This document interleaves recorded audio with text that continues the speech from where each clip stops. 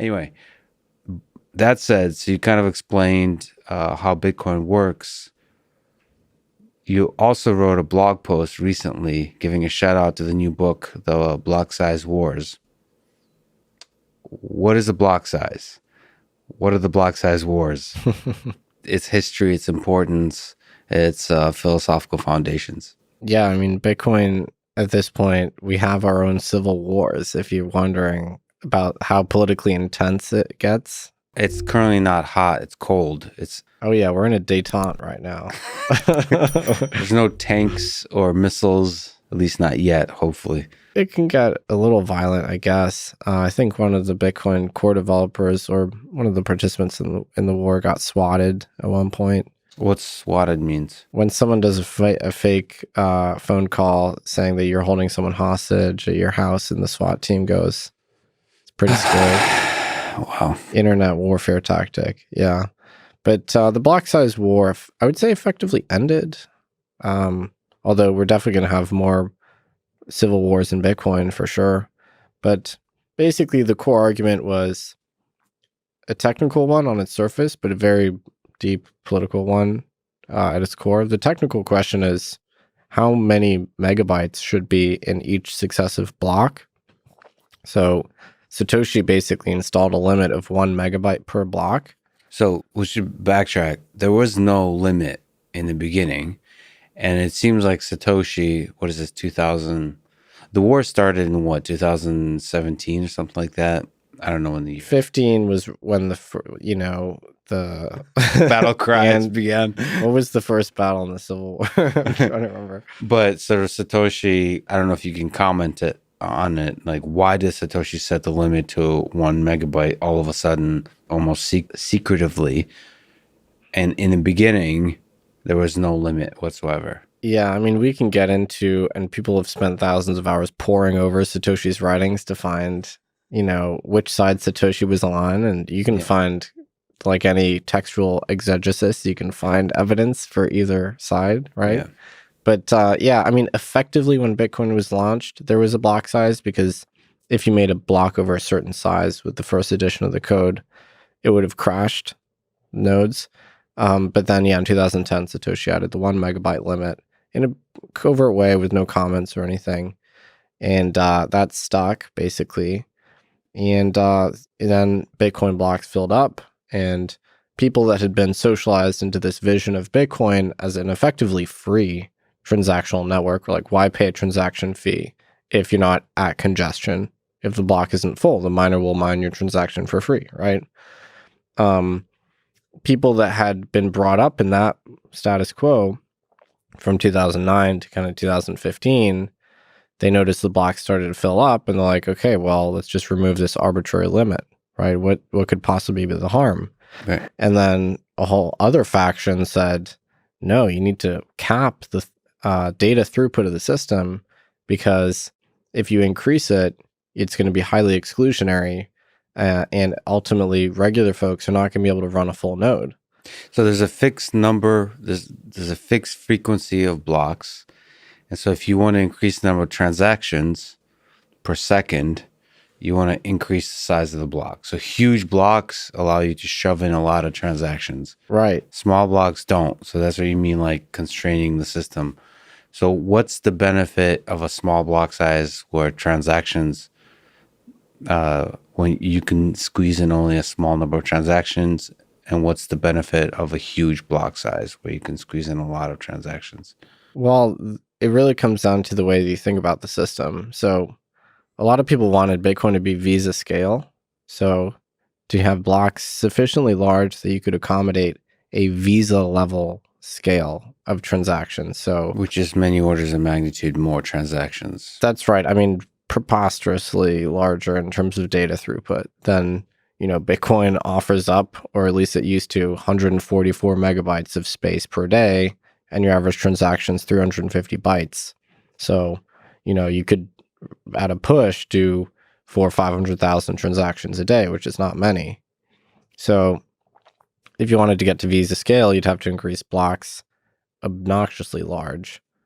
The small blockers claimed that this would overwhelm the ability of any regular person to ingest that data and stay current at the state of the ledger, to replay all those transactions to ensure that the protocol rules were valid. So basically, the small blocker contention is that you eliminate the trustlessness of the system by pushing a ton of data through the system, because only one or two industrial heavy-duty nodes would ever be able to run the protocol at that point.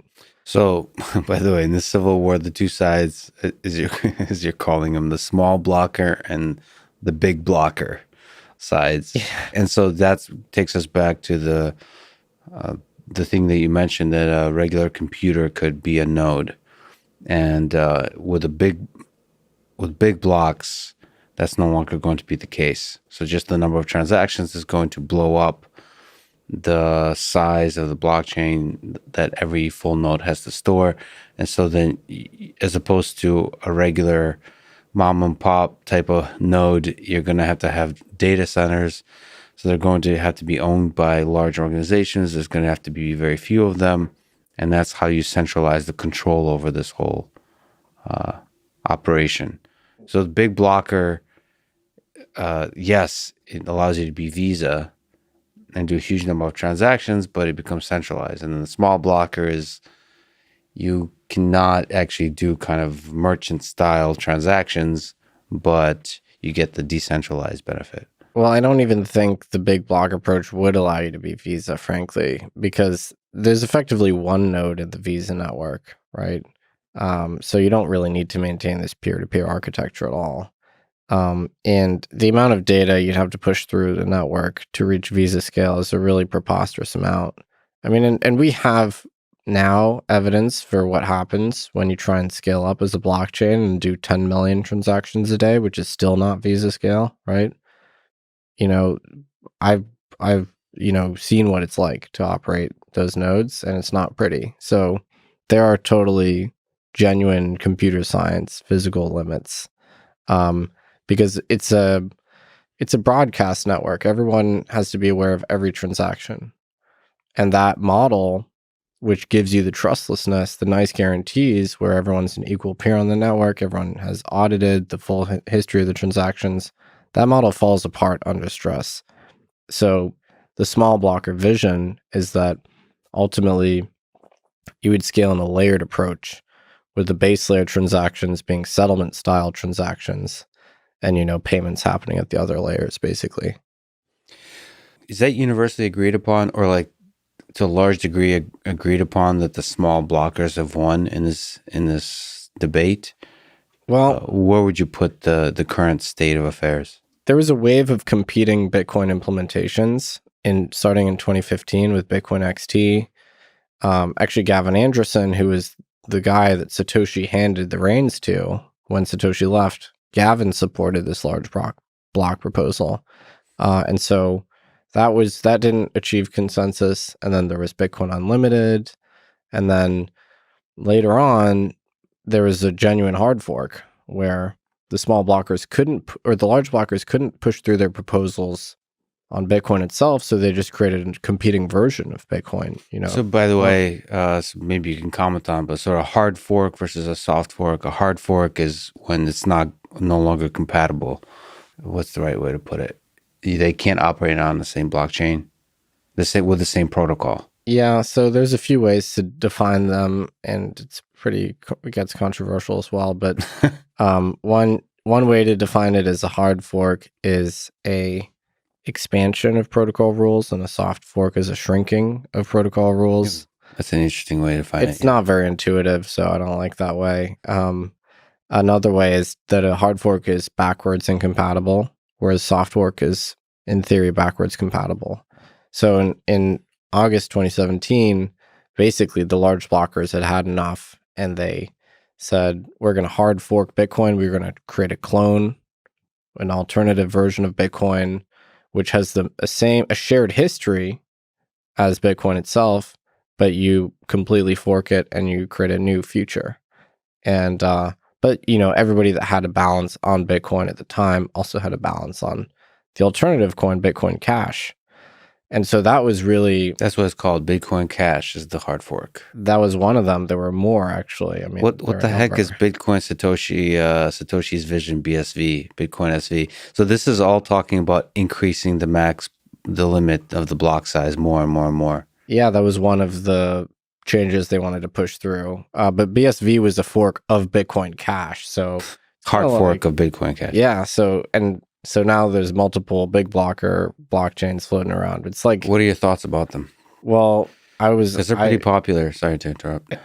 are they popular? I mean, if you look at the metrics, they're not, and Oh, they don't trade. I think each trade below 1% of the value of Bitcoin I itself. see. So measuring popularity is like how much they actually, value, or Value. frequency of trade. Oh no. I mean, they do like a fair number of transactions, but there's no way to know that that is genuine or just contrived. So, Got it. ultimately the true measure, I think, in my mind, is just where the market prices these protocols relative to Bitcoin, because that's like a prediction market. If Bitcoin Cash was being priced at 50% of Bitcoin, you could say the market has given it a 50% chance of unseating Bitcoin, right? But both Bitcoin Cash and Bitcoin SV, which was a hard fork from Bitcoin Cash itself, Mhm. are I believe at this point, well below 1% of the value of Bitcoin. And in like the ranking of different cryptocurrencies, what is it? Bitcoin, Ethereum? Is Ethereum in value? Yeah, it's Second? number 2. And then Yeah. Bitcoin Cash is somewhere it's in the top 5, right? But it's just a fast drop off. I haven't checked lately, but I think it's reached kind of morbidity. It doesn't really have much traction. The blocks aren't full, so the whole value proposition was, we will get all this merchant adoption if we increase the block size. That just didn't materialize. In my view, they had a flawed vision of how adoption works and what blockchain should optimize for. Maybe you get a Bitcoin Cash supporter on the show. They'll give you a different answer. But yeah, full disclosure, I have my sympathies, and I think the small blockers won that skirmish for sure. So at this time, there's no merchant adoption and so on. So it's kind of its vision, the whole reason for existence, at least for now, hasn't materialized.